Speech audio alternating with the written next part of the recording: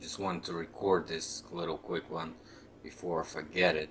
So, read this article on the theater, so-called La Scala in the Euro. It's Russian city Yekaterinburg or Sverdlovsk in Soviet. So they had this theory about theater, how it was built. So it's like having all this success because it has all those levels here, balconies and stuff, and the people here. So it's like has all these interesting plans and stuff like this. And maybe this is the picture also from different theater of 19th century. We see people like monarchs here, famous Russian Tsar, and somebody here also in this VIP lodge and this emblem.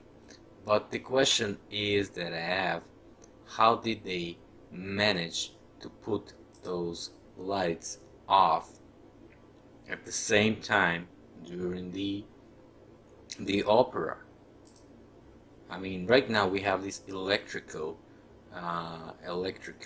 stuff that we can shut down, and we can do it easily and very slow, so the people won't even realize, because in theater the lights shut down really slow. It's like slow, and then it shut down, and then we have a light on the scene, nothing else. But how did they manage to do it in the past? Remember, La Scala Theater is a very large one, and also had a bunch of candles there. How did they all burn and not even, ruin the theater itself? Because it could be, easily burned with those candles and stuff. Just imagine, it's not possible in a theater like this to have a candle illumination, right? So these guys picturing those theaters with those candles, trying to bullshit us. Think about it.